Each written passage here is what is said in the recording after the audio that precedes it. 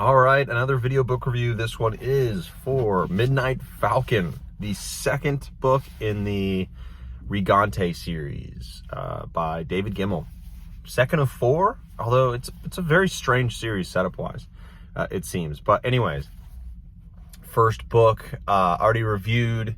It was really good. Not as good, I think, as Legend, but it was just so good with Conovar as the start of the Legend, I guess, with Conovar. And I thought, all right, the next book is going to be about Conovar repelling the army of stone coming over with Jazare coming for his revenge. And where this book actually went was like 20 years later, or however long that, I think it was around like 15, 20 years later, all of our like primary characters and secondary characters from the first book are that much older or dead. You're missing a lot. And now we have kind of the second generation. We have Bane, we have Banyuin, the bastard son of Conovar, the only son he's had actually though. Then you have Banyuin, the son of Vorna, half kind of stone, half Rigante. Anyways, those are kind of who you follow, and they, you know, have their own stories. And usually I don't like second generation stories. I want to hear about my first generation. But the characters are they're so strong and so compelling that it didn't matter. Like, it didn't matter immediately to me. And I was like, okay, I trust David Gemmell. This is great so far. Let's see where it takes me. Right? That was in the first, couple chapters. And from there, I was swept off my feet into this strange world. And you'd like to think that happens all the time when you read a book, but it doesn't. It really doesn't. Sometimes you really have to coax yourself into that mindset. Sometimes you have to just accept things and be like, all right, I'm not really into it, but I'm into it enough where I understand the things, yada, yada, yada, but you're not fully immersed. This one, I felt as if I was there. I was reading about these real people. It flew by. It was fantastic. And I know it's better than the first book by, the first book was really, really good. This one was great. A great book. And I think it might be better than Legend. I really know it is better than Legend. This is a better book than Legend. And I didn't think my second foray away from Legend, in like David Gemmell's work, would I find something better. But this, oh my gosh. This was a fantastic book with so much to say about, and I think David Gemmell likes talking about this a lot, and I think it is the best way that he talked about it in this one was, hey, you have hatred. Hatred is what causes all of the, not all the problems, but all the atrocities, right? You beat a foe in battle. What leads you to then round up and murder their women and children, right? And put their heads on spikes or crucify them, right? It's not enough that you beat them. Why'd you do that? It's the hatred, right? The hatred that makes you do that. What makes you, what does that do? It now shades your view you have of your fellow human being, and they're no longer human. They're the devil. They're the foe you must defeat in order to save the world from evil. That kind of stuff. That is a problem. And our wisest characters are those. In the first book, you had Banyuin, the merchant, who was trying to tell Conovar this, and Conovar didn't get this. He didn't get it at all. And he failed to understand that, and he saw the disappointment constantly.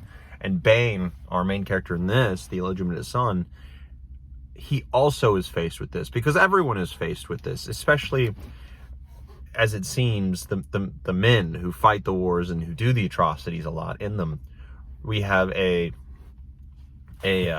problem with it, it seems. And it's a human problem, but a man problem a lot, because we're the ones who do the atrocities a lot. So it's good to see it tackled in a book really well like this. And for the character not to be preached it and then now lives it.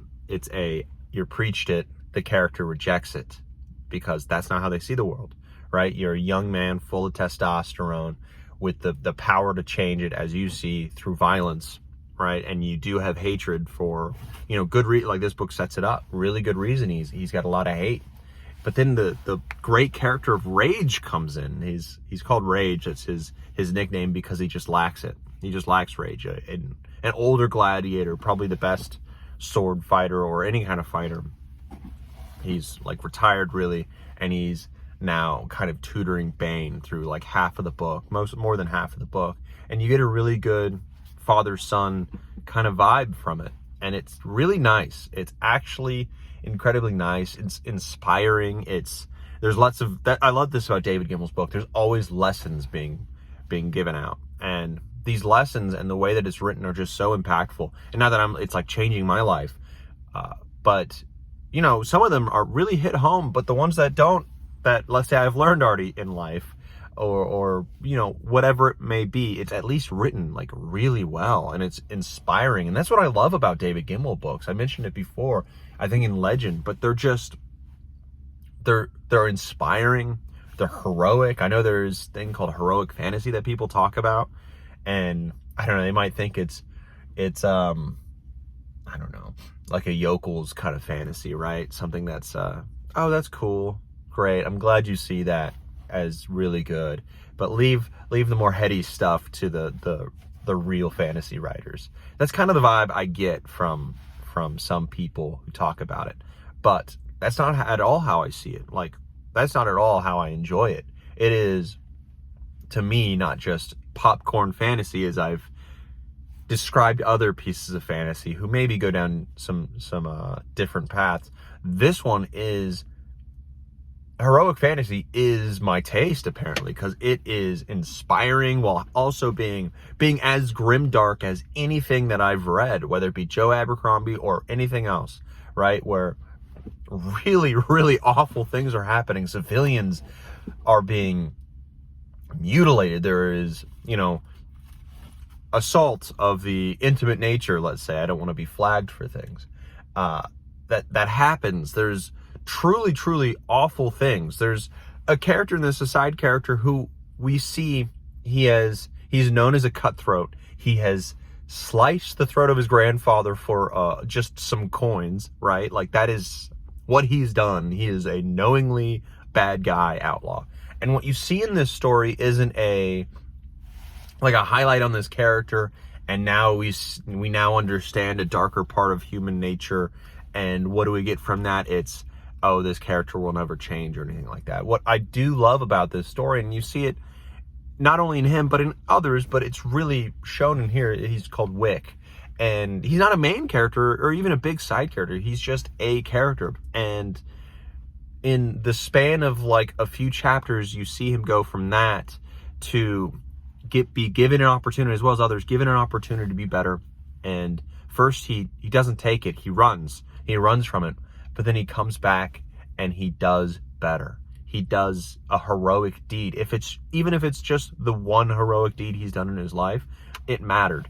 And that was pointed out, that you see that he's not like elated after this, like, oh, I'm a hero now. No, he's facing the real consequences of that kind of war in himself. And this is like a very small character that like wasn't in it very long and is in and out of the story pretty quickly, but you get things like that in a book, but you get redemption for bad characters. And a lot of the bad characters, they don't get redeemed ever. They go down into the dirt, never redeeming themselves in any way. Or you have Wick, who does redeem himself, and you get those heroic moments, and you see, yes, man can be better than just his past, let's say, and he doesn't have to stick to it. And messages like that are heroic. They're absolute. It's not just a big guy with a sword running into a group of 10 enemies and killing them all and shouting at the top of his lungs after giving a big speech, and that's the heroic part. No, a heroic fantasy is redemption, the ability to have redemption and for things to matter. That is heroic fantasy, for things to really matter in a way that someone can change events of time or whatever. They can change their stars by making good decisions, by making the hard decisions, and you get that. And you get them making wrong decisions and facing those consequences all the time, but picking themselves up and hopefully making a right decision at some point. And then, you know, that's a lot of the hard choice. That's a really hard choice a lot of the times, but the act of doing it matters. And that is, again, just such a breath of fresh air. And this book just has it in spades. The story is fast paced. You go all across the world. You get introduced to so many complex characters, so many complex conflicts, and you get a closing of the first book. You get an actual closing to the first book in the second 15 to 20 years later, because you get all those characters that have aged 15 to 20 years. You miss them a lot in the beginning, but they eventually come into the story, and it is very satisfying. Conovar comes back, and you get the end of his story. You get Fialek and Benedict Bran and Brafer and the characters you had from the first book, Jazare, the great general, and they're now colliding with these characters that have now been built up beautifully, and how that history matters.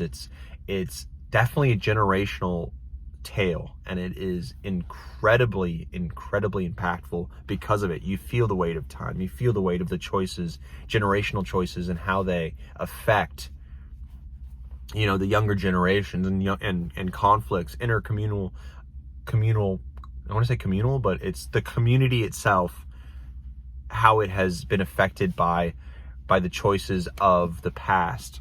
Not just like the past 100 years ago, but the previous generation and the generation before that. Their you know, their bad decisions and good decisions, how that has affected their children and their children's children. And it is complex. It's such a complex story in so many ways. It's not some, you know, oh, it's an older book, so it is, you know, not complicated in a lot of ways, and it's not as complicated as modern fantasy. And to be honest, it is far more complex than most modern fantasies that I've read. Way more complex. It is done so well. It is one of my favorite books I have read. It is definitely the best book I've read this year. And this is the second book of a random quartet that I just picked, right, from David Gemmell after reading Legend. I said, I'll try Rigante because it's 4 books. I'm not like locked into a multiple 9-book series or whatever. You know, I'll give it a shot. And it's quickly becoming one of my favorite series of all time. Oh my gosh, it's great. And it's weird though how it's set up. I read the blurb online of what the third book is about, since I was like, okay, where are we going from here? Because we jumped like 15-20 years from the first to the second, and it feels like we got conclusions to this, you know, this event. The things set up in the first book, we got conclusion in the second book, and this feels like a really great duology, like a fantastic duology. Open close. What is this third and fourth book about? The covers are like weirdly different than the first and second. The first 2 books have beautiful covers that I can see. There's probably multiple covers out there, but the covers that are shown to me on Kindle, the first 2 covers are like this older fantasy, beautiful art piece, beautiful. And the third and fourth look like a DVD, old VHS, or really VHS cover for a like straight to TV movie. Like a bargain bin fantasy. It's the weirdest thing. I don't like the covers at all for the third and fourth. They look awful. And if I was to look at them, I'd say, oh, that's like garbage. That's like a weird, like maybe a weird fantasy romance novel or something. I don't know. But it looks like you're jumping 800 years in the future from this. So anyways, that's just so strange. That is just a strange choice. But David Gemmell, it seems, is incredibly intelligent, smart, great author. One of my favorite authors that I've read, and I'm 3 books in. He's just perfect for me. And I trust him just immensely, so I will be reading those very, very soon. I want to give him a break, though, because there's such a big jump, and I want to sit in this joy of the second book so much. Oh, I love it. I love it so much. But I think it went overly long, just a bit, just a hair, just a bit overly long. But other than that, it's just perfect. Overly long by like 50 pages maybe. But anyways, it's a 9.5 out of 10 as I see it. It is beautiful, great, love it. Give it a shot. I know I will be reading it again at some later date. All right, on to the next book.